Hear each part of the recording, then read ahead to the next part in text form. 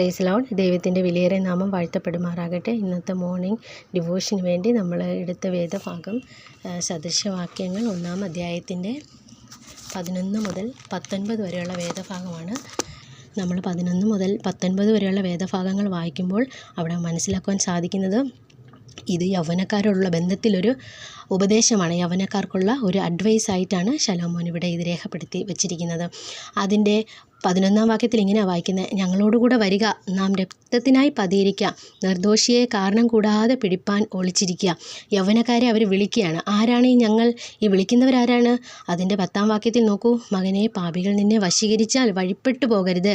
അതായത് അവർ പാപികളാണ്, അവർ രക്ഷിക്കപ്പെടാത്തവരുടെ കൂട്ടമാണ്, ദുഷ്ടന്മാരുടെ കൂട്ടമാണ്. അവരാണ് യൗവനക്കാരെ വിളിക്കുന്നത്. നിങ്ങളിങ്ങനെ ഇരുന്നാൽ പോരാ, നമുക്ക് ചില കാര്യങ്ങൾ ചെയ്യാനുണ്ട്. അതിൻ്റെ താഴോട്ടുള്ള ഭാഗങ്ങളിൽ ഇവർ ചെയ്യാൻ ഉദ്ദേശിക്കുന്ന ചില കാര്യങ്ങളൊക്കെ രേഖപ്പെടുത്തിയിട്ടുണ്ട്.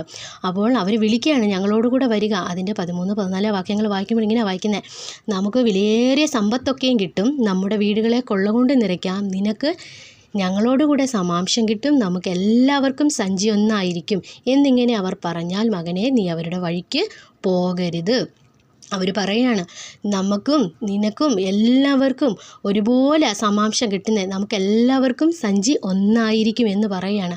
ഇങ്ങനെ നോക്കിക്കോ, ഇത് വായിച്ച് കേൾക്കുമ്പോൾ തന്നെ എന്തുമാത്രം കാതിനിമ്പം ഉണ്ടാകുന്ന ഒരു അവസ്ഥയല്ലേ? എല്ലാവർക്കും കൂടെ ഒരു സഞ്ചി, എത്ര നല്ല ഒരു കാര്യം. പക്ഷേ ഇതിൻ്റെ കാര്യം നമ്മൾ മനസ്സിലാക്കുമ്പോൾ ഇവിടെ ഒന്ന് ഓർത്ത് നോക്കുക. ഈ പാപികളുടെ കൂട്ടത്തെ ഞാൻ ലോകം എന്നൊന്ന് ചിന്തിക്കുകയാണ്. അപ്പോൾ ഈ ലോകം നമ്മുടെ മുന്നിലേക്ക് വെക്കുന്ന ഒരു ഓഫറാണ് ഇത്, ഈ ധനത്തിൻ്റെ ഒരു ഓഫർ. അപ്പോൾ ഈ ലോകത്തിന് ഈ ഒരൊറ്റ ഓഫർ മാത്രമേ നമ്മുടെ മുന്നിൽ വെക്കാൻ പറ്റുള്ളൂ. ഈ ധനത്തെക്കുറിച്ച് നമ്മൾ ചിന്തിച്ചു കഴിഞ്ഞാൽ അത് എന്താണ്? നശിച്ചു പോകുന്ന ഒന്നാണ്, അത് നിലനിൽക്കുന്നതല്ല എന്ന് നമുക്ക് വ്യക്തമായിട്ട് മനസ്സിലാകും. ഈ നശിച്ചു പോകുന്ന ഈ ഒരു കാര്യത്തിൽ മാത്രമേ ഈ ലോകത്തിന് നമ്മുടെ മുൻപിൽ ഓഫർ വയ്ക്കാനുള്ളൂ. നമ്മൾ മത്തായിയുടെ സുവിശേഷം 6-ാം അധ്യായത്തിൻ്റെ 19-ാം വാക്യത്തിൽ ഇങ്ങനെ വായിക്കുമ്പോൾ ഇങ്ങനെ കാണുന്നത്: പുഴുവും തുരുമ്പും കെടുക്കുകയും കള്ളന്മാർ തുരന്ന് മോഷ്ടിക്കുകയും ചെയ്യുന്ന ഈ ഭൂമിയിൽ നിങ്ങൾ നിക്ഷേപം സ്വരൂപിക്കരുത്. അതായത് ഈ ഭൂമിയിലെ നിക്ഷേപത്തിൻ്റെ ഏറ്റവും ക്ഷണികമായ അവസ്ഥയാണ് നമ്മുടെ കർത്താവ് നമ്മളെ പഠിപ്പിക്കുന്നത്. അത് പുഴുവും തുരുമ്പും കെടുത്തിക്കളയുകയും കള്ളന്മാർ തുരന്ന് മോഷ്ടിക്കുകയും ചെയ്യും. അത് നിലനിൽക്കുകയില്ല, അത് നശിച്ചു പോകുന്ന ഒന്നാണെന്ന് കർത്താവ് തൻ്റെ വചനത്തിലൂടെ പഠിപ്പിക്കുകയാണ് തൻ്റെ മുന്നിൽ വന്ന ജനത്തെ. അപ്പോൾ ഓർക്കുക, ഈ നശിച്ചു പോകുന്ന ഈ ഒരൊറ്റ കാര്യത്തിന് മാത്രമേ ഈ ലോകത്തിന് ഓഫർ തരാൻ പറ്റുകയുള്ളൂ. അവരത് തരികയും ചെയ്യും. അത് നശിച്ചു പോകും, അത് നിലനിൽക്കുകയില്ല എന്ന് നമ്മൾ മനസ്സിലാക്കേണ്ടതായിട്ടുണ്ട്. അപ്പോൾ നമ്മളൊന്ന് ഓർത്ത് നോക്കുക, ദൈവത്തിലൂടെ നമുക്ക് എന്തെല്ലാം ഓഫറുകളാണ് കിട്ടിയിരിക്കുന്നത്. നമുക്ക് ഒരുപാട് ഓഫറുകൾ ദൈവം തൻ്റെ വചനത്തിലൂടെ, തൻ്റെ പുത്രനിലൂടെ നമുക്ക് തന്നിട്ടുണ്ട്.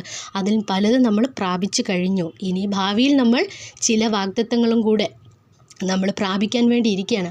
നമുക്ക് എഫേസ്യ ലേഖനം 4-ാം അധ്യായത്തിൻ്റെ 4-ാം വാക്യം മുതൽ 7-ാം വാക്യം വരെ വായിക്കുമ്പോൾ ഇങ്ങനെ കാണുന്നത്: ഇത് അപ്പോസ്തലനായ പൗലോസ് എഫേസിലുള്ള ദൈവമക്കൾക്ക് ഈ ലേഖനം എഴുതി കൊടുക്കുമ്പോൾ ഇങ്ങനെ വായിക്കുന്നത്: നിങ്ങളെ വിളിച്ചപ്പോൾ ഏക പ്രത്യാശയ്ക്കായി നിങ്ങളെ വിളിച്ചതുപോലെ ശരീരമൊന്ന്, ആത്മാവൊന്ന്, കർത്താവൊരുവൻ, വിശ്വാസമൊന്ന്, സ്നാനമൊന്ന്, എല്ലാവർക്കും മീതെ ഉള്ളവനും എല്ലാവരിലും കൂടി വ്യാപരിക്കുന്നവനും എല്ലാവരിലും ഇരിക്കുന്നവനുമായി എല്ലാവർക്കും ദൈവവും പിതാവുമായവൻ ഒരുവൻ. നോക്കൂ, കർത്താവായ ദൈവം തൻ്റെ ദാസനായ പൗലോസിക്കൂടെ നമുക്ക് തരുന്ന ഒരു ഓഫറാണിത്. നമുക്ക് ഇവിടെ 7 കൂട്ടം കാര്യങ്ങളുണ്ട്. ലോകത്തിന് നശിച്ചു പോകുന്ന ഒരൊറ്റ കാര്യത്തിൽ മാത്രമേ ഓഫർ തരാൻ പറ്റുള്ളെങ്കിൽ ഇവിടെ ദൈവം നമുക്ക് 7 കൂട്ടം കാര്യങ്ങളാണ് തരുന്നത്. 7 എന്ന് പറയുന്ന സംഖ്യ എപ്പോഴും ദൈവസന്നിധിയിൽ പൂർണ്ണതയുള്ളതാണ്. ഒന്നാമത് നമ്മൾ വായിക്കുന്നത് ഏക പ്രത്യാശ എന്നാണ്. 1 ഹോപ്പ്. നമുക്ക് ഒരു പ്രത്യാശയുള്ളൂ. അതെന്താണ് പ്രിയ ദൈവമക്കളെ? നമ്മുടെ പ്രത്യാശ നമ്മുടെ കർത്താവായ യേശുക്രിസ്തുവിൻ്റെ മടങ്ങി വരവാണ്. അവനുമായിട്ട് നമ്മൾ ചേർന്ന് അതാണ് നമ്മുടെ ഏറ്റവും വലിയ പ്രത്യാശ.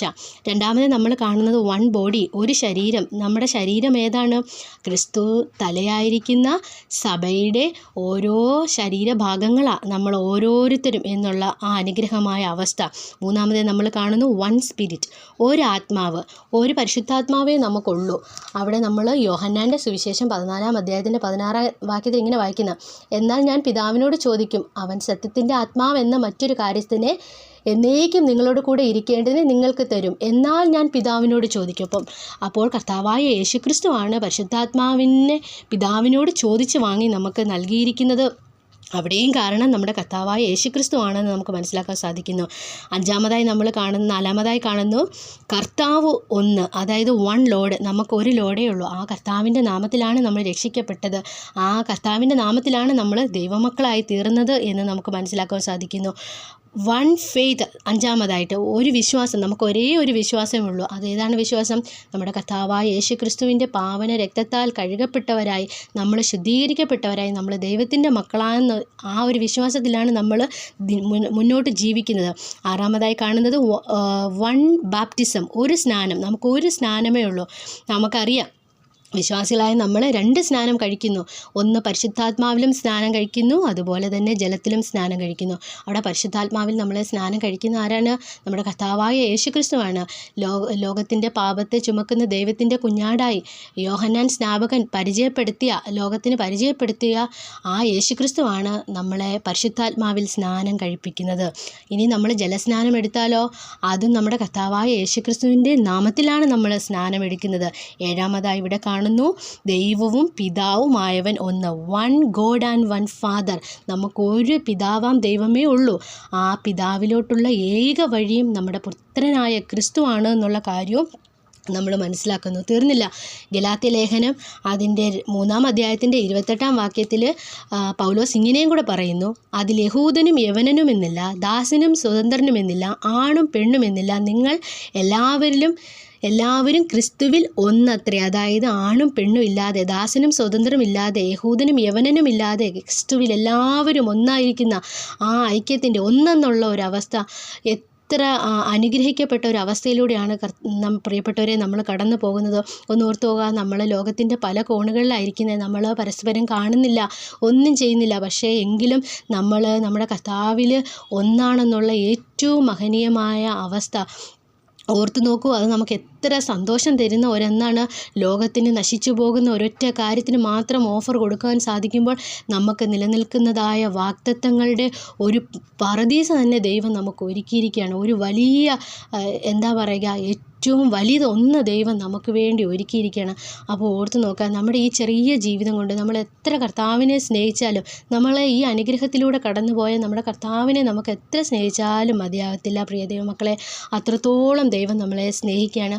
അപ്പോൾ ഈ കർത്താവിനെ സ്നേഹിച്ച് മാനിച്ച് ദൈവഹിതം തിരിച്ചറിഞ്ഞ് ജീവിക്കാൻ വലിയ ദൈവം നമ്മെ സഹായിക്കട്ടെ. ദൈവത്തിൻ്റെ വലിയ നാമം വാഴ്ത്തപ്പെടുമാറാകട്ടെ. ആമേൻ.